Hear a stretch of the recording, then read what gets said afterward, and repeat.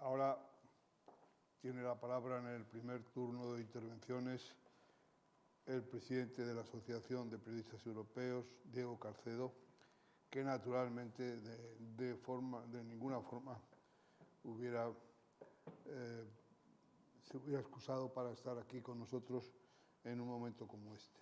Tengo que saludar, que no lo he hecho al principio, la presencia y agradecer la presencia de la ministra de Asuntos Exteriores, que nos honra hoy día estando aquí y dándole solemnidad a este acto, y también agradecer la colaboración importante y el patrocinio de la Comisión Europea, de la Oficina del Parlamento Europeo aquí en Madrid y de Iberdrola, que aparte de la energía verde, pues hace estas otras energías.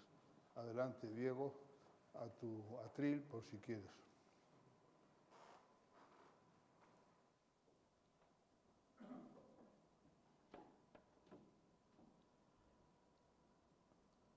Qué alegría, la verdad, escuchar esta música tan estimulante y tan relajante en unos momentos tan difíciles como los que estamos viviendo.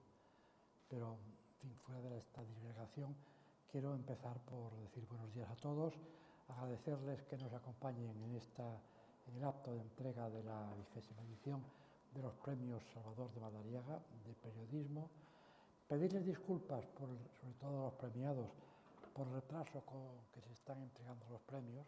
Habitualmente se entregan en el mes de mayo, coincidiendo con el Día de Europa, pero en esta ocasión todos conocemos las circunstancias que nos han impedido hacerlo antes y también las circunstancias que nos obligan a hacerlo, bueno, no tanto con la amplitud y despliegue de otras ocasiones. Hace 26 años la Asociación de Periodistas Europeos creó los premios Salvador de Madariaga de periodismo, destinados a reconocer y a premiar a aquellos colegas que en el ámbito de la información se han destacado o destacan a la hora de tratar los temas europeos. La verdad es que son 26 años, muchos años ya, los que llevamos concediendo estos premios. Ya estamos también formando la Asociación de Periodistas del Grupo Madariaga, premiados, porque ya son muchos los que han sido premiados, y siempre con esta idea que teníamos de partida como Asociación de Periodistas Europeos que somos, de fomentar, estimular todo aquello que suponga un mayor conocimiento de lo que ocurre en el ámbito europeo y, por supuesto, también hacer que los ciudadanos estén mejor informados de todo lo que ocurre. Yo recuerdo que hace bastantes años estaba de corresponsal en otro país. Recibí un día una llamada de un colega que estaba en Bruselas, cuando aquí todavía se hablaba bastante poco de Bruselas, y me dijo: Diego, me he enterado que te vienes de corresponsal aquí a Bruselas. Bueno, ya saben ustedes que en televisión española, el interesado siempre es el último que se entera de estas cosas. Pero de todas formas, me alegro muchísimo que vengas, porque ya verás cómo tenemos así mayor compañía, lo compartiremos, pero quiero hacerte una advertencia, que te vas a aburrir mucho. ¿Por qué? Dice, bueno, porque acostumbrado como estás tú a viajar, a conflictos, a corresponsalías en diferentes países, a golpes de Estado, pues claro, aquí tener que escribir todos los días una crónica sobre el royalty de las cebollas, pues te va a resultar un poco aburrido. Y efectivamente, esto era entonces un poco la imagen que había para el periodismo dentro de la información europea, pero esto ha ido cambiando, como ha ido cambiando la Unión Europea durante todos estos años, evolucionando, modernizándose, ampliando sus actividades, sus funciones, y de manera especial para los españoles, pues significando mucho más de lo que entonces significaba. Muchos de los cambios que se han producido en nuestro país en estos últimos años se han producido gracias a la colaboración que se ha establecido con la Unión Europea, de las cuales España es un país miembro. Comprendo que el periodismo en torno a Europa, tanto el que se hace en Bruselas, o especialmente el que se hace desde Bruselas, pero también el que se hace en las redacciones, en las columnas, en los titulares, es un periodismo difícil y delicado. Difícil porque se trata de asuntos muy serios en los cuales nuestra obligación de extremar el rigor, la atención y también la rapidez en la transmisión de las informaciones se hace de manera muy especial. Muchos de los acontecimientos que ocurren en torno a la evolución europea y sobre todo más últimamente, pues ocurren a veces a las tantas de la madrugada, donde los dirigentes europeos están reunidos, debatiendo, discutiendo, y los periodistas esperando para captar la última noticia que de allí pueda surgir, porque es muy importante que estas cosas se conozcan rápidamente y también con toda precisión y rigor. Y esto es lo que pretende premiar el Premio Salvador de Madariaga. El solo nombre de Salvador de Madariaga, el primer gran europeísta español, pues dice bastante, y se trata de que todos los españoles estén lo mejor informados posibles a través de los diferentes medios de comunicación, prensa, radio, televisión, estén informados de cómo está evolucionando todo el proceso europeo. Es una alegría, primero, para los que somos europeos desde casi muy pronto, ver cómo las cosas pues van marchando, algunas veces no tan rápidamente como nos gustaría y no tan bien como nos gustaría, pero en fin, creo que todas las cosas tienen sus dificultades. Unir a 27 países en torno a unos proyectos y a unos problemas no siempre es fácil. De ahí que también es muy importante que los ciudadanos se impliquen directamente y con mayor conocimiento de lo que está ocurriendo en todo este proceso. Y de aquí el valor que representa el trabajo de los premiados este año con el Salvador de Madariaga, a los que han sido premiados en los años anteriores y por supuesto a los que lo serán en los años próximos, porque nos damos cuenta perfectamente, y el jurado lo reconoció así, que la lista de candidatos que teníamos cuando nos reunimos era muy amplia, muy numerosa, que eran muchos los colegas que merecían este premio. Solamente podíamos premiar a 3 y hemos escogido, lógicamente, los que en ese momento nos parecieron mejores. Espero que en otros años otros tengan esta misma oportunidad y que se animen a seguir trabajando en la forma en que se está haciendo, por 2 razones. Primero, porque los españoles necesitamos este trabajo, este servicio, esta información. Y en segundo lugar, porque también, y aquí está uno de los elementos que influyó en que la Asociación de Periodistas Europeos crease este premio, que también sirviesen de ejemplo y de estímulo para otros colegas, para que viesen que informar de Europa era una de las facetas más importantes del periodismo, que en eso tenemos que participar todos de alguna manera y por lo tanto que cunda un poco el ejemplo que vosotros, los 3 premiados en el día de hoy, a los cuales me anticipo a felicitar efusivamente, estáis desarrollando. Muchas gracias.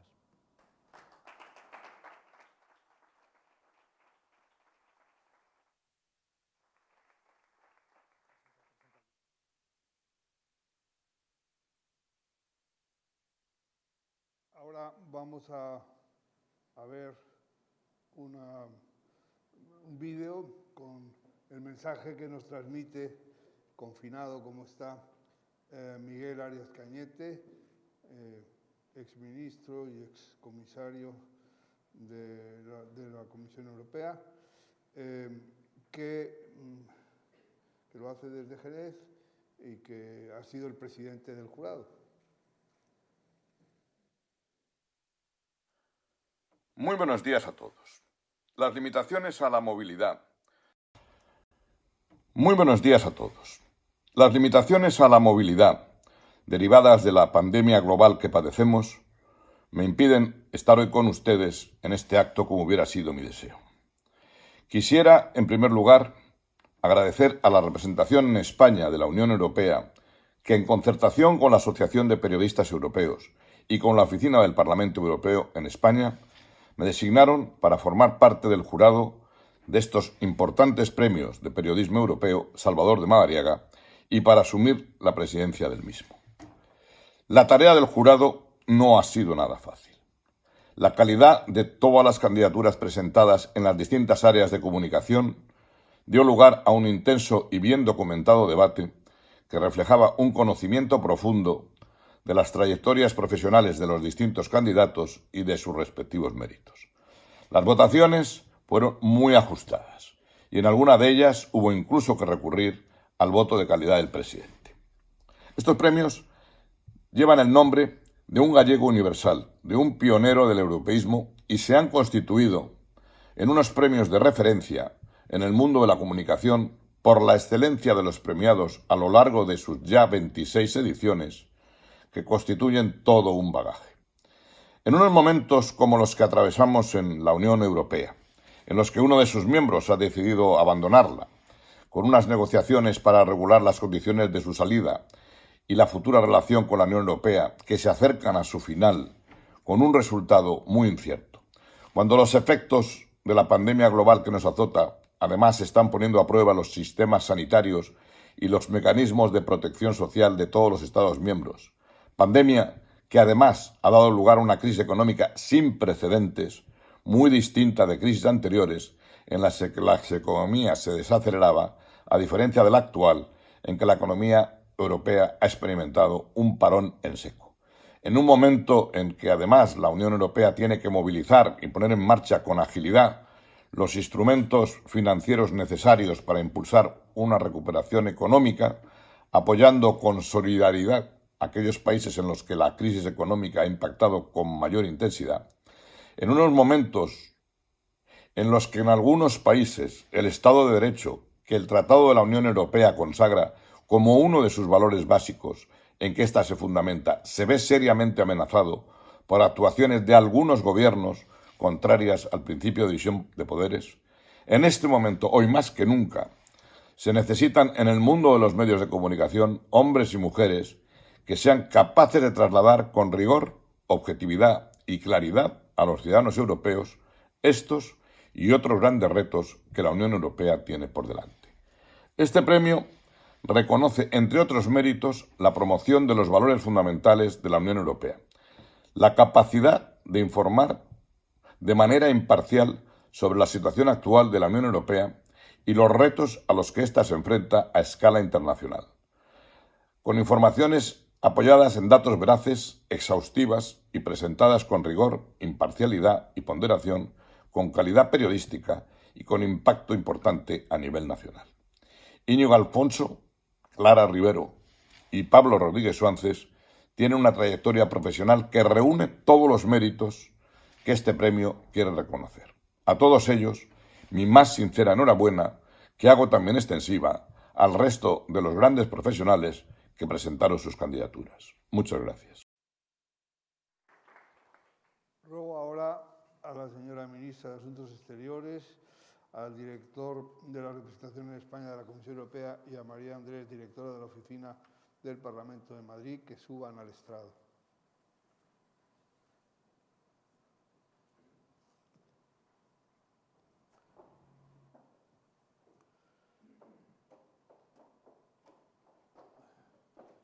Y que procedan a la lectura del acta Francisco Fonseca y María Andrés,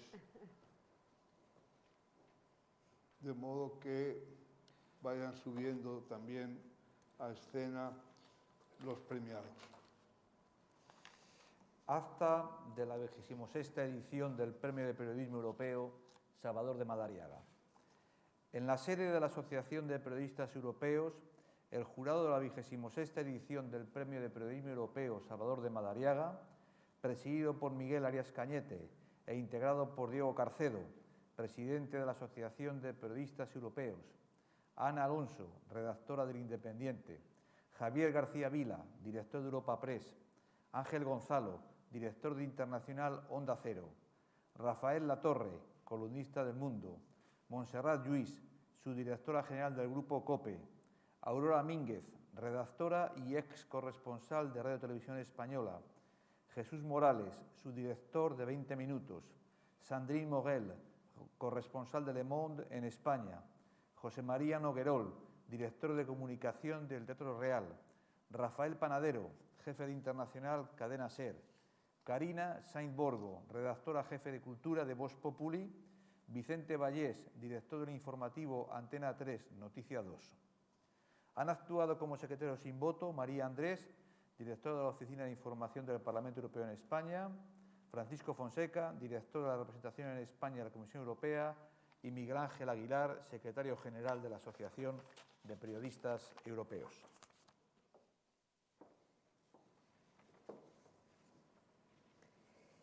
El jurado acuerda otorgar los premios de esta 26ª edición de la convocatoria de radio a Íñigo Alfonso por su vocación europea y europeísta, por su estilo didáctico y próximo a la hora de abordar temas internacionales y comunitarios, por su compromiso con la radio pública y la obligación legal de esta de llevar a cabo una labor de servicio a los ciudadanos y de divulgación, y también por su bonomía, su respeto a los demás y a las opiniones discrepantes y su capacidad para informar sensata y profesionalmente cada mañana a partir de las 6, a pesar de haber pasado quizás la noche en blanco.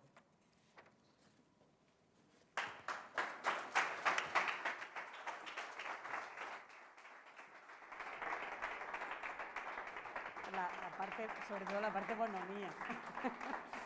Enhorabuena, enhorabuena.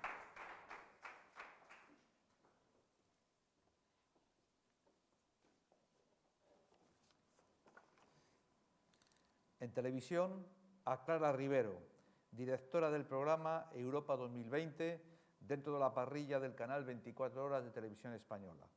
Esencial para entender los detalles de la información sobre la Unión Europea. Por su defensa de los valores europeos, así como por su capacidad de explicar toda la actualidad europea de manera rigurosa y sencilla. Su trayectoria de más de 30 años haciendo información en televisión española, así como su trabajo incansable en temas europeos, la convierten en la mejor candidata para el premio en esta categoría y hacen de este programa memoria esencial de nuestra televisión.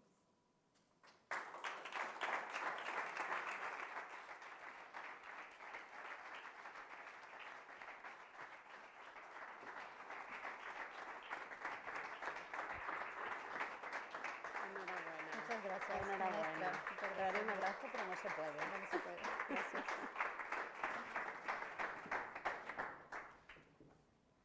En prensa escrita, el premio es para Pablo Rodríguez Suances, corresponsal del diario El Mundo en Bruselas, de quien el jurado subraya su capacidad para abordar la amplia realidad de los asuntos de la Unión Europea desde los diferentes géneros periodísticos, tanto en sus crónicas y reportajes a pie de calle como en el análisis de artículos y comentarios de opinión. Rodríguez Suances compagina esta labor en El Mundo con el tratamiento riguroso de la actualidad económica en la brújula de Onda Cero, trufado muchas veces de dosis de humor pedagógico.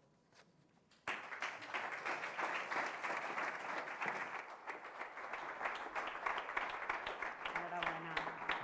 Enhorabuena.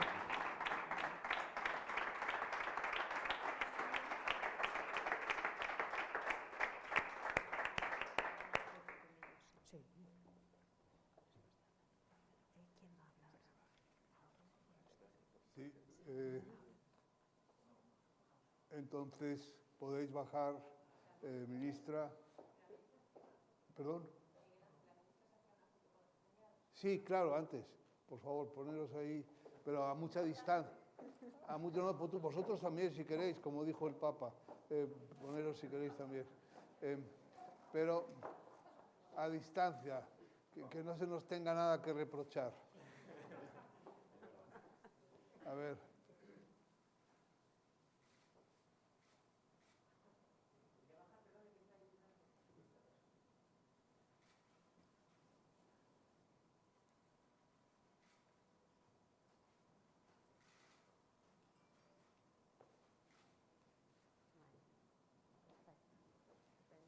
Muy bien. Entonces, ahora, por el mismo orden en que habéis sido mencionados, podéis ir tomando la palabra los receptores del premio. Pablo, no te bajes. Ah, vale. No hace falta, se improvisa.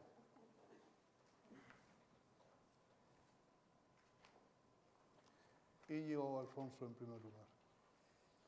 Muy buenos días. Es para mí un honor y un gesto que no olvidaré, encontrar en esta sala reunidos a tantas personas que han querido honrarnos con su presencia hoy, la ministra de Exteriores, los representantes de la Comisión y del Parlamento Europeos, de sus delegaciones en España, los amigos de la Asociación de Periodistas europeos, de otros medios de comunicación, de Radio Televisión Española, también de nuestras familias. Gracias por compartir conmigo esta alegría y este incentivo para seguir trabajando en el futuro. Esto es un reconocimiento inesperado que, como digo, nunca olvidaré, porque su nombre nos vincula con una figura capital de la cultura y de la democracia europea como Salvador de Madariaga, porque lo comparto con dos personas, y esto me hace muy feliz, con dos periodistas a los que admiro, como son Clara y Pablo, y porque la larga lista de premiados en sus 25 ediciones anteriores es tan prestigiosa que uno tiene la sensación de que se lo va a tener que ganar, sobre todo. Y a eso nos vamos a dedicar en el futuro, allí donde estemos, a ser realmente merecedores de este premio. Tengo la intuición de que los galardones más prestigiosos como este no quieren hablar de pasado, nos vinculan inmediatamente con el futuro y con la idea, por tanto, de vivir con dignidad el título. Y este es el peso del Salvador de Madariaga, que llevaré a partir de hoy con mucho orgullo. Así que gracias de corazón. En esta etapa tan angustiosa que nos ha tocado vivir, no me parece sencillo que la mayoría encuentre razones para mirar con optimismo nuestro tiempo. Creo que solo los afortunados y privilegiados podemos reivindicar la esperanza en mitad de este laberinto. A pesar del miedo, a pesar del dolor, desgraciadamente para muchos de nuestros conciudadanos europeos no hay ningún tipo de esperanza y esto no es una opción. Hoy respiran o coexisten bajo el peso de demasiada realidad. Y como sugirió el poeta T.S. Eliot, la naturaleza humana no puede soportar demasiada realidad. La realidad ha supuesto para muchos en Europa, singularmente en España, la llegada de la muerte, la irrupción de la enfermedad, de la crisis económica, del miedo al futuro, de la fragilidad. Y este es el momento que nos ha tocado vivir. Y la radio, como dice uno de nuestros mayores y más importantes maestros en la profesión, mejor será cuanto más se parezca a la sociedad. Así que tiene la obligación de acompañar, también afectivamente, y esto es lo que me ha enseñado este tiempo tan duro, a los oyentes, en el tránsito a la Europa que llegará tras la pandemia. La radio no debe hurtarles, por tanto, ese gramo, ni un gramo de realidad, de esa realidad, pero tiene que contribuir, desde luego, a construir el horizonte con palabras y con sonidos. Es lo que intentamos diariamente en la radio pública, porque, sinceramente, la luz del micrófono debe seguir encendida. En esa realidad que se desborda, seguro que los grandes creadores van a construir las grandes ficciones que nos van a ayudar a vivir mejor en el futuro. En el ejemplo de los que han resistido tanta realidad, por ejemplo, desde hace siglos hasta hoy, está la guía de este tiempo. Y a los europeos esto no hace falta que nos lo explique nadie, porque celebramos Europa gracias a 1914, 1918, 1945, 1989, 2004. Celebramos Europa porque allí estaban ellos, los europeos, que salían adelante de las encrucijadas de la historia y que también, y esto es importante, supieron celebrar los éxitos, porque la vida no solo está llena de malas noticias. En un momento en el que es muy sencillo y muy irresponsable también prender la mecha del antieuropeísmo, dejadme que comparta con vosotros que pertenezco a una de las últimas generaciones de ciudadanos de este país que han ido creciendo con la construcción de una España cada vez más europea. Los que han venido después ya nacieron en ella. Nosotros no, nosotros asistimos al gota a gota de la integración y nos acompañaba en nuestro paisaje más cercano, más diario. Por ejemplo, mi familia respiró muy tranquila cuando en la frontera, en uno de esos domingos que salíamos de Pamplona rumbo al sur de Francia, pues no nos pidieron más el pasaporte y el gendarme tenía pues un gesto más familiar que el del día anterior.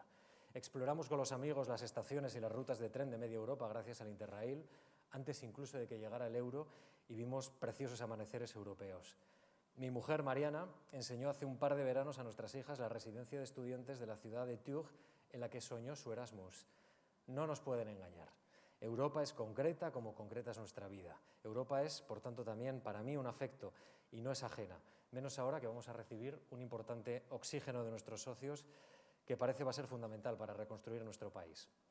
Soy un convencido sentimentalmente crítico, porque hay cosas que no me gustan nada, se pueden imaginar, pero nos vamos a quedar con lo positivo. Dos asuntos más que no quiero olvidar, ahora que estoy abusando de su confianza y están tan callados. Salvador de Madariaga expresa como ninguno la vinculación entre nuestra cultura, la cultura europea, los valores de la Ilustración y la democracia. Tan preocupado estaba en 1951 que sostenía en su obra Bosquejo de Europa la siguiente idea: Europa ya es un cuerpo, es ya un alma, no es todavía una conciencia. ¿Lo es ya? ¿Es ya una conciencia después de tanto tiempo? Pues confío en que así sea. Madariaga inspira un relato que me ha hecho reflexionar mucho en los últimos meses, ahora que la polarización parece que gobierna la vida pública, que quiere anidar también en los medios de comunicación y los políticos parece que tienen muy pocos incentivos aquí para acuerdos amplios y transversales. Cuenta Madariaga en este libro que les menciono que España tiene una tendencia al disentir, una renuencia al acuerdo. Lo escribió en 1951. Madariaga murió el 14 de diciembre de 1978, 8 días después de la aprobación de la Constitución por referéndum, 8 días después de romper esa maldición. Él, que tanto hizo por la conciencia democrática de este país, no lo pudo ver en vida. Hoy España, como se ha dicho aquí, tiene grandes y urgentes desafíos. Y los valores que sobresalen en la obra y la vida de Salvador de Madariaga, gracias a este premio, sobre todo, me han hecho pensar que son un gran incentivo para trabajar en la radiotelevisión pública de todos, en la radio de todos. En mitad de la tormenta, cuando algunos más se están esforzando en denostar y desprestigiar el servicio público de radiotelevisión, más esfuerzo y más talento tenemos que desarrollar nosotros, los trabajadores, para renovar el contrato con los ciudadanos de este país. Una radio inclusiva, plural, moderada, reconocible, un lugar de encuentro entre todos, al servicio de ellos y no de los políticos. Una institución, al fin, que pueda resistir el mar de fondo de sus múltiples enemigos, muchos de ellos, desgraciadamente, declarados públicamente como aliados. No quiero pasar la oportunidad, claro, de dar las gracias a Radio Nacional de España por darme la oportunidad que me ha dado en estos 20 años, más de 20 años en la casa, y que me otorga ahora cada mañana. Y gracias a todos ustedes por haberme escuchado también. Y tengo la esperanza de que la luz del micrófono seguirá encendida y que haya oyentes al otro lado. Hasta la próxima.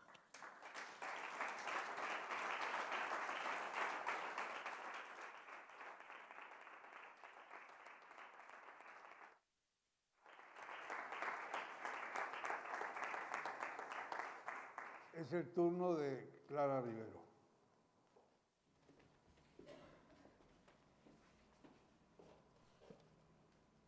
Buenos días.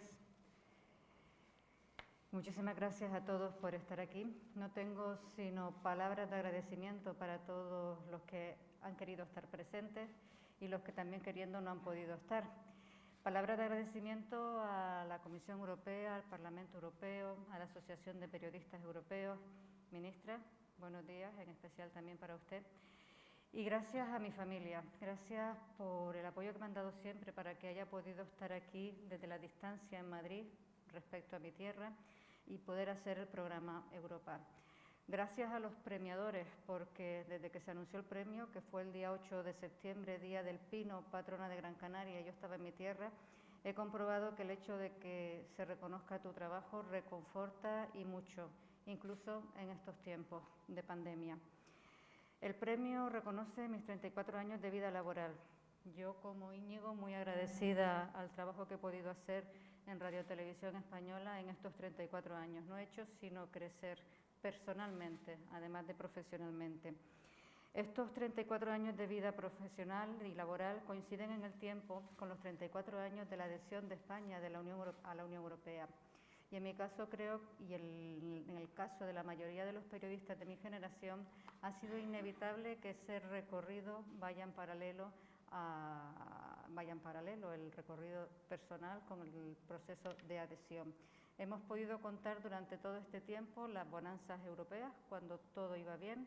Hemos tenido la oportunidad de contar las policrisis que han tocado de lleno los cimientos europeos. Y ahora, cuando todo apuntaba en una dirección al alza, con la reforma incluso de la Unión Europea incluida, una tarea muy difícil, volvemos a estar vigilantes para que Europa no se desvíe de la senda que emprendió en marzo. En esa senda, Europa se reencontró con Europa y también con sus ciudadanos. La respuesta de la Unión Europea a la pandemia, al contrario que en 2008, con la crisis económica, ha sido más rápida y eficaz. Ojalá es que no se quede corta o que sea insuficiente, y eso dependerá del número de olas a las que nos someta este virus. En el mar, yo soy isleña, las olas vienen de 6 en 6 y solo cuando han pasado las 6 te puedes dar un baño tranquilo. Esperemos que en esta pandemia y en este virus no pase lo mismo y que las olas del virus no lleguen a ahogarnos. Soy europea por los 4 costados, tanto como española y también ciudadana canaria ultraperiférica. Aprendí Europa desde una región lejana, Canarias, y esa perspectiva no la he abandonado nunca, siempre observando Europa con una mirada de isleña, incluso cuando estaba en el corazón de Europa, en Bruselas o en Estrasburgo, no perdía esa mirada. Pero no soy una excepción en mi tierra. Los canarios somos enormemente europeístas, a pesar de los dolores que a veces también nos da Europa y que todos tenemos ahí a veces presentes.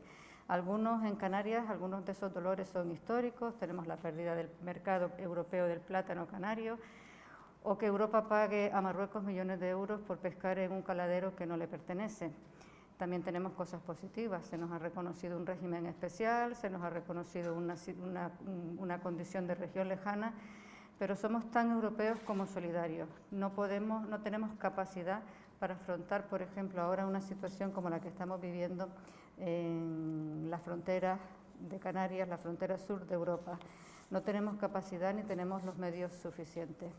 Dicen que todos tenemos nuestras perspectivas del mundo, partiendo siempre del lugar del que somos, y supongo que para todos ese lugar siempre es el lugar privilegiado. Yo he vuelto ahora a ese lugar privilegiado por muchos motivos, pero sobre todo, como abandera ahora mismo la Comisión, porque no he encontrado un sitio mejor en el que poner en práctica ese modo de vida europeo, como diría Margaritis Esquinas. Europa suma haciendo gala de sus valores y defendiéndolos dentro y fuera de sus fronteras. Empecé con el agradecimiento a todos, incluyendo también a mi familia, y nada de lo que he hecho en estos últimos 12 años dirigiendo el programa Europa habría sido posible sin contar con el apoyo de un equipo excepcional, profesionalmente y todavía más en lo personal. Carmen Romero, muchas gracias. Teresa Martín, muchas gracias. Mercedes Martel, muchísimas gracias. Elena Carranza, Ángeles Garrido, Pablo Ramírez, Juan Soria, a todos. Muchísimas gracias a todos por el tiempo que me han cedido, por ser como son, por aprender juntos y por reírnos juntos, que Europa nos ha dado para todos. Muchísimas gracias.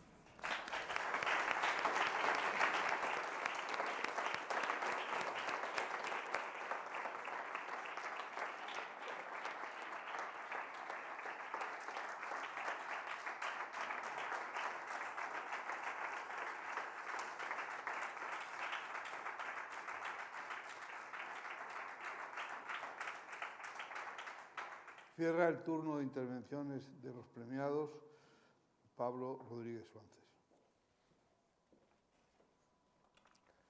Muchas gracias, ministra, comisario, autoridades, embajadores, compañeros, amigos, colega, director. Yo creo que la última vez que coincidí físicamente con Íñigo y con Clara fue en el Parlamento Europeo, así que es un honor, un privilegio y una alegría coincidir con ellos otra vez aquí y con básicamente toda la gente importante para mi trabajo. Están mis jefes, está mi familia y están los lectores. Lo que voy a intentar hacer, aprovechando estos minutos, es explicarle las 10 cosas que creo que he aprendido en Bruselas después de estos años. Van ya para 7 como corresponsal. Han cometido el error de premiarme por mis análisis y les voy a hacer uno. No les voy a engañar, cuando yo llegué a Bruselas no sabía nada, no entendía absolutamente nada y todas mis ideas y prejuicios estaban completamente equivocados. Yo, como Diego muchísimo antes, repetía en la víspera que yo quería ser corresponsal, pero no en Bruselas porque era muy aburrido y nunca pasaba nada. Es de agradecer que el jurado no haya tenido en cuenta esa idea y sobre todo mis primeras crónicas, porque, por cierto, eran precisamente sobre el hearing de Miguel Arias Cañete. Yo creo que no es por el confinamiento, sino ha venido porque se acuerda de aquellas crónicas. Pero antes de llegar a 2014, que es cuando llegué a Bruselas, déjeme retrotraerme un poquito más. Porque recuerdo perfectamente un momento, el momento. Fue en una clase en la Facultad de Geografía e Historia de la Universidad Complutense, donde yo estudiaba la carrera de Historia, con la profesora Silvia Hilton. La asignatura era una historia de Estados Unidos. Y yo creo que a muchos de ustedes no les sorprenderá saber que en una carrera de Historia hace menos de 20 años, en Madrid, había una asignatura de Estados Unidos, pero no había nada de la Unión Europea. Había siglos y siglos de historia europea, pero absolutamente nada de la Unión Europea, ni de refilón. Fue aquel día con la profesora Hilton que oí hablar por primera vez de un personaje muy interesante. Se llama Jean-Hector St-Jean de Crevecoeur. Es un escritor nacido en Francia que llegó al Nuevo Mundo con la milicia colonial francesa. Después se asentó en Canadá y acabó en el estado de Nueva York. Crevecoeur tiene una vida increíble y tiene sobre todo un librito pequeñito, delicioso, que se tituló Cartas de un granjero americano. Al método clásico, eso fingiendo una correspondencia entre él, una persona de baja instrucción, y un señor británico de alta formación. En la tercera carta, que seguramente es la más famosa, titulada ¿Qué es un americano?, él aborda la cuestión clave. Él fue probablemente la primera persona que aportó una definición de qué es ser un americano, y él las escribió entre 1770 y 1778 y las publicó más tarde. O sea, él ya lo estaba definiendo antes de que existiera Estados Unidos tal y conocemos como ahora. Y él decía, y el lenguaje es importante, ¿qué es, pues, un americano, este hombre nuevo? Él decía que es quien, dejando detrás de sí sus antiguos prejuicios y sus antiguas costumbres, recibe otras nuevas provenientes de la nueva y forma vida que ha abrazado. El sueño americano en su máxima expresión. Era el lugar que él describía donde se mezclaban nacionalidades, sin los corsés del viejo mundo, sin las jerarquías, la tiranía, la gente que había huido en busca de libertad. Él decía, individuos de todas las naciones se mezclan en una nueva raza cuyos trabajos y posteridad un día causarán grandes cambios en el mundo. Lo clavó, no podía llevar más razón. Pero lo que importa no es tanto el detalle de su definición, sino el hecho de que ya tenía una definición. En 1770 ya hablaba de qué es ser un americano. Yo crecí un poco en esa tradición, en una tradición claramente más anglófila que europeísta. Pero años después, bastantes años después, me encontré con un lenguaje muy parecido al de Crevecoeur y casi diría que inspirado por el tono del explorador francés. Con frases que dicen como, esta es, pues, Europa, país de calidad más que de cantidad, rico de matices y tensiones, en donde el hombre toma claros perfiles no solo individuales ni nacionales. Esta es, pues, Europa, país de tal riqueza espiritual que parece siempre tenso hacia el porvenir, como para adelantarse a su destino. Era Salvador de Madariaga, claro, en los bosquejos de Europa. Para él, cristiana en su corazón es Europa socrática en su cerebro, es decir, el lugar donde concluyen dos grandes tradiciones, la socrática, que rinde homenaje al pensamiento, a la libertad individual, y la cristiana, por el respeto sagrado a la persona. Decía Madariaga que Europa es el producto y consecuencia directa de un diálogo constante y de la apertura al otro. Y esa es quizás la mejor definición y la principal enseñanza que yo me llevo de Bruselas. Yo llegué dándole vueltas a este debate, un poco obsesionado por las comparaciones con Estados Unidos, con este gran cosa de académicos del telos, del etos, del demos europeo, del dilema de si había o podría haber un pueblo europeo. ¿Y saben qué? Que en realidad da igual, porque Europa no existe. Esta es la primera lección de las 10 que me traigo de Bruselas. Europa no existe. No existe esa Europa que muchos en España tenemos metida en la cabeza. Esa idea de que más allá de los Pirineos todo es extraordinario. No hay corrupción, las democracias son perfectas, los políticos son mucho mejores, la ciudadanía es muchísimo más cívica. Allí se cumplen las reglas, el Estado de Derecho es inviolable, funcionan los servicios públicos, la gente no paga impuestos. Esa Europa, como bien sabemos, no existe. La segunda gran lección es que España tiene un agudo síndrome del impostor, y va relacionado con la primera. No nos lo creemos. Incluso los que hemos nacido ya en la Unión Europea, no soy un nativo europeo, pero casi, no nos lo creemos. Tenemos miedo a levantar la voz, lo tiene el Estado, lo tiene el gobierno, lo tenemos los periodistas. Creemos que tenemos que estar siempre en busca del consenso, siempre con el consenso en todas y cada una de las circunstancias, porque si alzamos demasiado la voz, alguien va a acabar dándose de cuenta de que no merecemos estar ahí y nos van a apartar. La tercera lección es quizás que Europa no es un proyecto, seguimos hablando del proyecto europeo. Europa es una entidad madura en sí misma que debe empezar a sentirse orgullosa y cómoda con su cuerpo, como hablaba Madariaga. Dejar esa retórica teleológica siempre enfocada hacia el futuro. Asumir que la legitimidad de Europa no deriva de una utopía que está por llegar, sino de todo lo que ya hemos hecho durante todas estas décadas. La cuarta lección es que, por favor, Europa no está en la encrucijada. No más Europa en la encrucijada.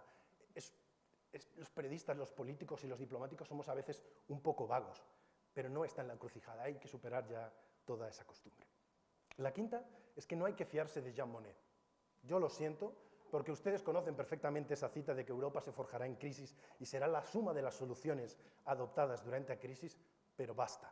Si eso con muchos matices fue cierto antaño, ya no lo es. Hace mucho tiempo que todas esas crisis no se resuelven y que Europa no crece más fuerte sobre esos pilares. Las crisis se están apilando, se están infectando y están supurando. No podemos depender siempre de esa ilusión de que todo se va a resolver en el último minuto, porque luego llegan los disgustos. La sexta lección es que la línea que separa la civilización del caos, el orden de la barbarie, es muy, muy fina. Como avisó Helmut Kohl, yo también dudo de que los espíritus malvados del pasado de Europa, bajo los cuales hemos sufrido en este siglo y en el pasado, hayan sido desterrados para siempre. Si el nacionalismo es la guerra, como dijo Mitterrand en el Parlamento Europeo en Estrasburgo, y tantos líderes han repetido después de él, la guerra, por desgracia, está muy viva y en el mismo corazón de la Unión. La séptima lección es que Europa es aburrida, y gracias a Dios que es aburrida. Aquí vamos a hacer una defensa profunda y convencida del aburrimiento y de algo tan horroroso como los escenarios subóptimos. Europa es saber gestionar frustraciones, y eso es bueno. Hay que saber que si nunca puedes ganar, no vas a ganar del todo, no vas a aplastar a los demás, porque son tus socios.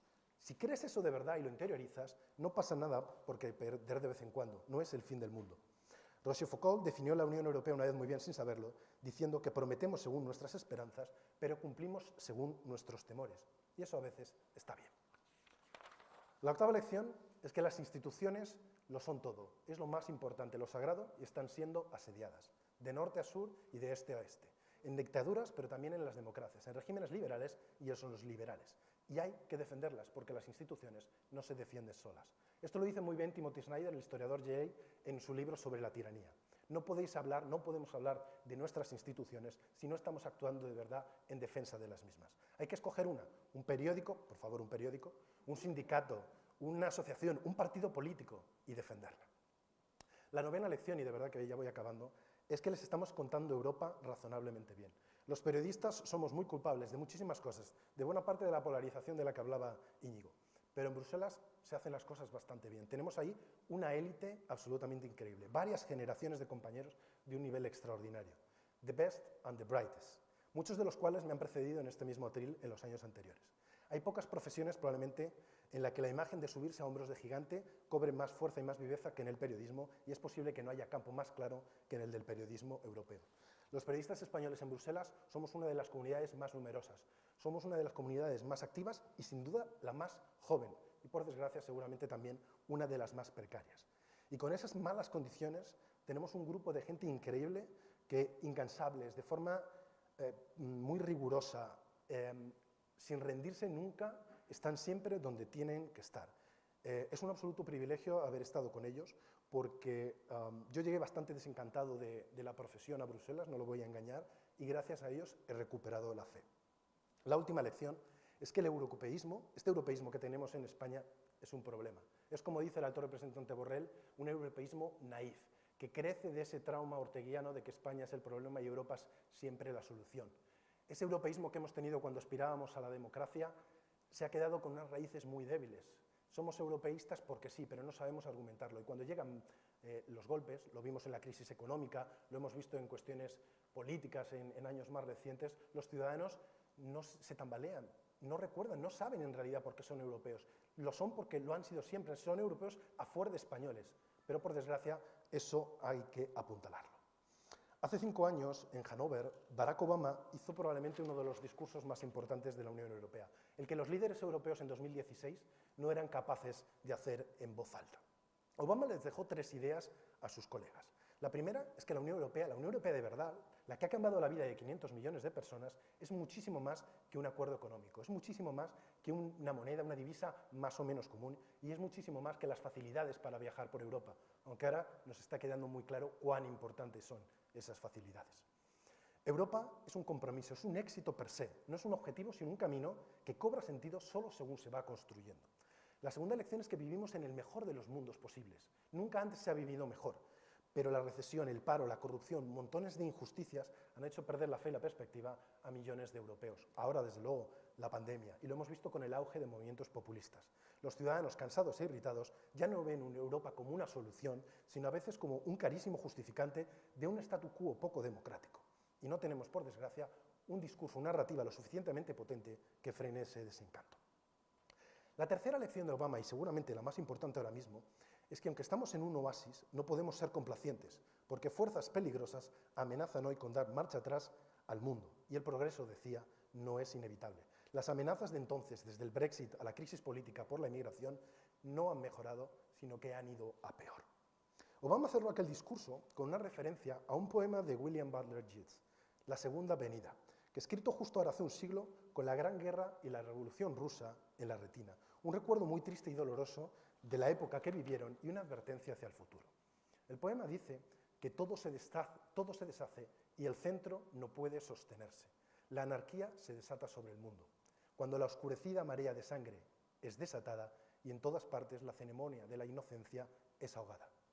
Cuando los mejores carecen de toda convicción, mientras los peores están cargados de apasionada intensidad. En sus memorias, Monet, al que no voy a citar siempre para cosas negativas, recordaba mucho una cita que le dio un senador americano. Hay dos clases de personas, las que quieren ser alguien y las que quieren hacer algo. Europa, para seguir siendo alguien, tiene que hacer algo bien y tiene que hacerlo deprisa. No hay alternativa. Pero cuidado, si lo recuerdan, cuando Alicia estaba perdida en el País de las Maravillas, le preguntó al gato qué camino tenía que seguir. Y el gato le respondió que dependía a dónde quisiera ir. Cuando Alicia, como Europa tantas veces, respondió que le daba casi igual hacia dónde ir, la respuesta del felino fue consecuente. Si no sabes dónde ir, no importa qué camino sigas. Yo no puedo prometerles resultados, pero en el tiempo que me quede en Bruselas y con las fuerzas renovadas gracias a este honor que hoy me han concedido, seguiré levantando la voz junto a mis compañeros de la forma más humilde y modesta posible para que el rumbo de esa Europa sea el adecuado. Muchas gracias.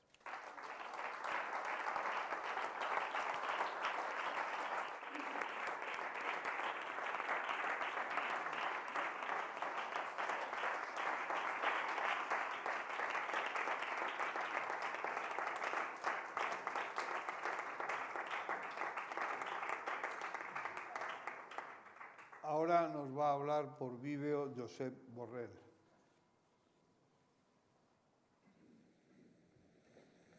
Querida ministra,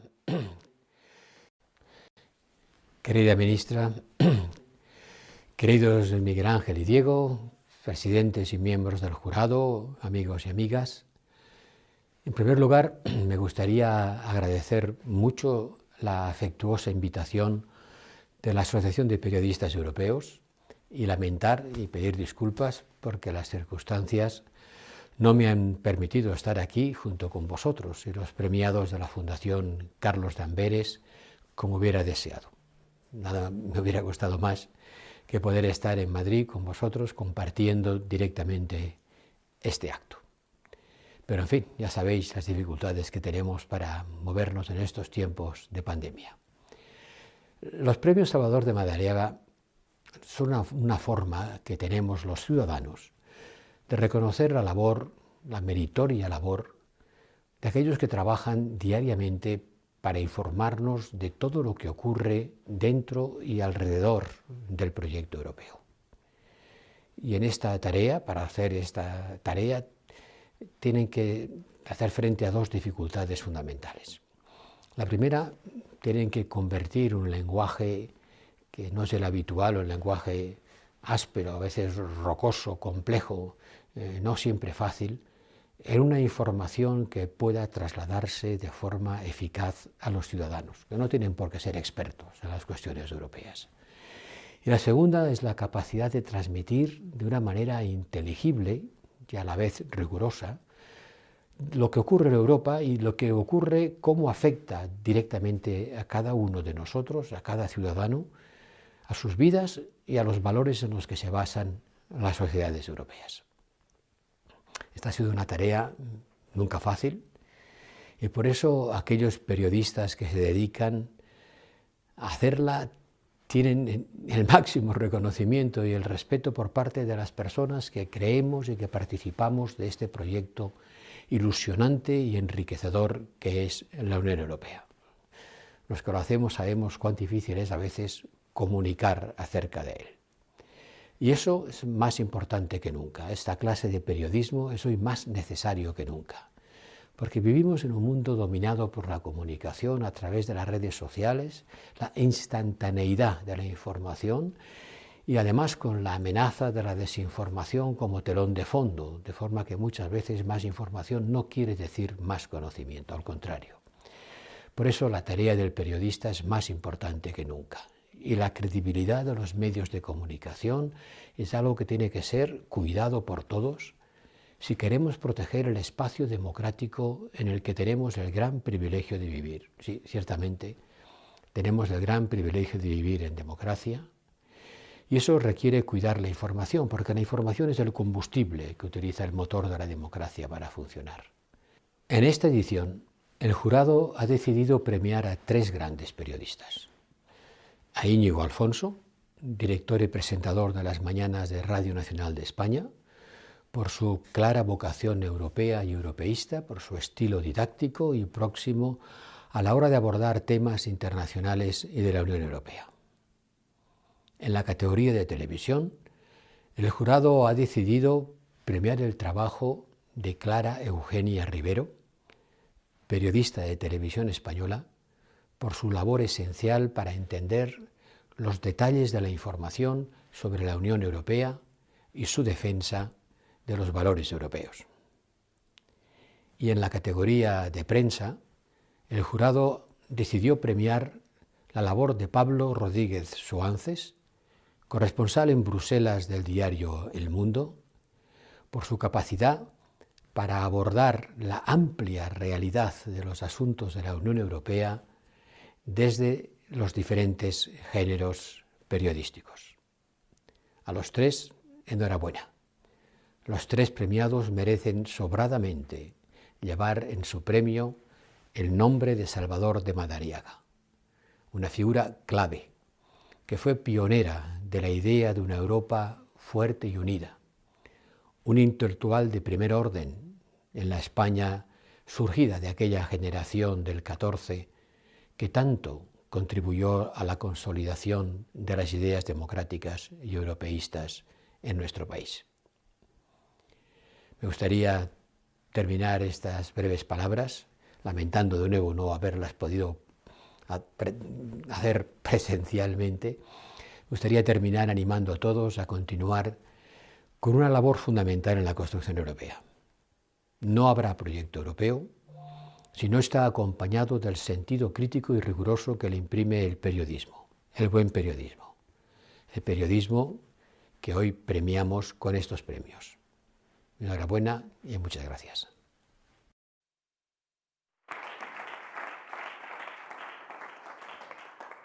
Luego ahora a la ministra de Asuntos Exteriores que suba al estrado para pronunciar las palabras de clausura de este acto, que agradecemos a quienes han contribuido con su patrocinio, las instituciones europeas y nuestros amigos de Iberdrola, y nos excusamos por adelantado de que no haya después copas, ni almendras, ni nada, porque parece que esto es contagioso, la cosa alcohólica. De manera que, adelante, querida ministra. Muchas gracias, Miguel Ángel. Yo primero deciros que estoy encantada de pasar este rato con vosotros. Sois quienes me acompañáis todas las mañanas en el desayuno.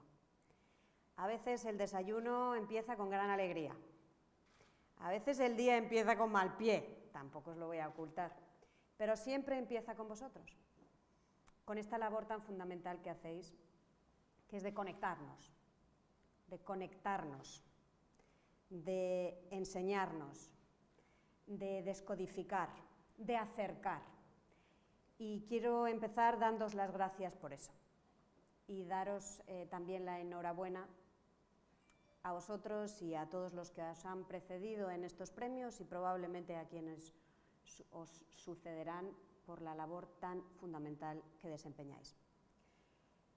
Todos los que estamos aquí, y nos lo recordaba Pablo hace un momento, hemos oído hablar alguna vez de esta fuerza generadora que tienen las crisis. Esta es una forma muy eufemística para decir que tenemos que levantarnos después de recibir un golpe, que es un poquito menos poético. Pero es que esta es la historia de Europa, es así como nos hemos llegado a ser lo que somos, es así como se han forjado nuestras instituciones y nuestro proyecto común a fuerza de crisis, a fuerza de enfrentarlas, a fuerza de salir de ellas y a fuerza de tener y construir confianza en proyectos comunes, que esta es la manera en la que los europeos hemos aprendido a evolucionar. El título de estos premios que hoy os entregamos es el título que yo creo que es a la vez evocador y es inspirador, y lo encarna la figura de Salvador de Madariaga.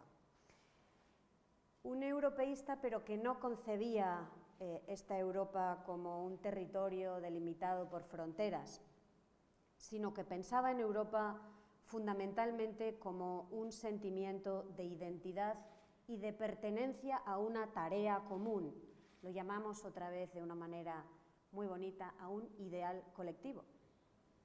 Fue este Salvador de Madariaga quien también imaginó una Europa constructiva, es decir, la que se construye ladrillo a ladrillo, hecho a hecho, que es también, y la que también a veces se deconstruye, como estamos viendo en estos momentos con el Brexit, que es también la historia de nuestra Europa. Pero sobre todo un proyecto que necesita un sustento democrático. Y para esa democracia es esencial vuestra labor periodística. Sin un periodismo de calidad, sin un periodismo libre, sin un periodismo transparente, sin un periodismo alejado de las posverdades, de la desinformación, no se puede hablar de democracia. Esto ya no lo hemos inventado nadie en tiempos recientes, esto nos lo decía ya Alexis de Tocqueville, por hablar un poquito de historia americana en el siglo XIX, en su libro La democracia en América. Ya él intuía que junto al Ejecutivo y al Legislativo y al Judicial había este cuarto poder, esta cuarta institución llamada la prensa. Un poder que es en verdad más bien un vigilante de la manera en la que funciona el Legislativo, el Ejecutivo y el Judicial. Pero además con una tarea adicional que es, en una sociedad que está inundada de información, que está inundada de opiniones no contrastadas, es convertir esa información en derecho de los ciudadanos a tener una información veraz para que para que podamos formarnos nuestra propia opinión. Esa es la labor que vosotros hacéis cada día. Y este es vuestro denominador común, Clara, Íñigo y Pablo. Vuestra vocación periodística, vuestro empeño diario por preguntar antes que responder, preguntar y dar con las respuestas y después compartirlas, tiene que ser premiado y tiene que ser reconocido. Sin vuestra labor no se entiende nuestra democracia. Unos apuntes últimos a la idea de Europa, del proyecto europeo, de los retos a los que se enfrenta. Menos mal que he tenido cuidado escribiendo esta parte, porque si no, Pablo me la hubiese destrozado antes de poder expresarla. Yo creo que en estos momentos estamos enfrentándonos nuevamente a una crisis. No es la primera vez en nuestra historia en la que nos enfrentamos a una crisis, pero es una crisis profunda que se superpone a otras crisis que ya existían.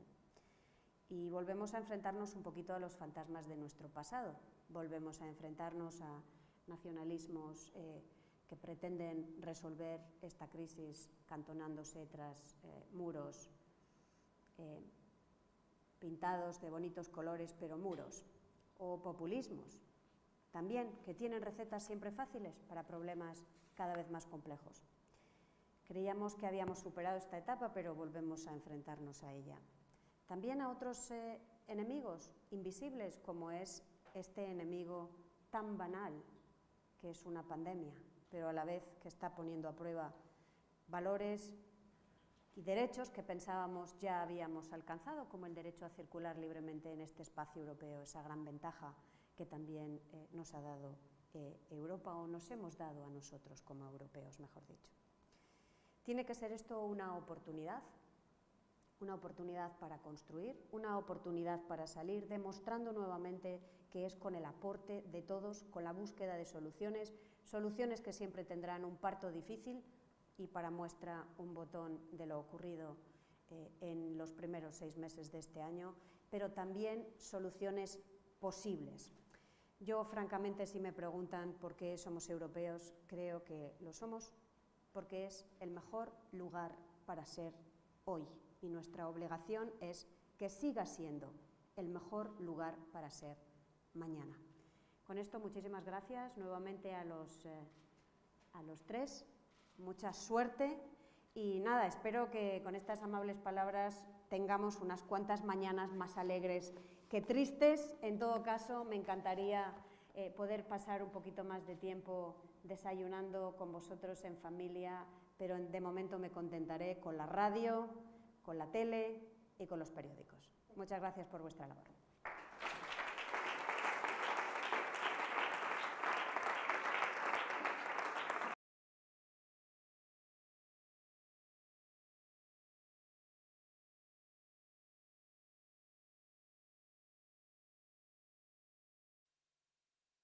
Nos has ganado porque has dicho con claridad: sin libertad no hay prensa, pero sin prensa tampoco prevalecerán las libertades. Has puesto una pesada carga sobre nuestros hombros a la que intentaremos hacer honor. Muchas gracias a todos, y se convocan los premios del año que viene. Gracias.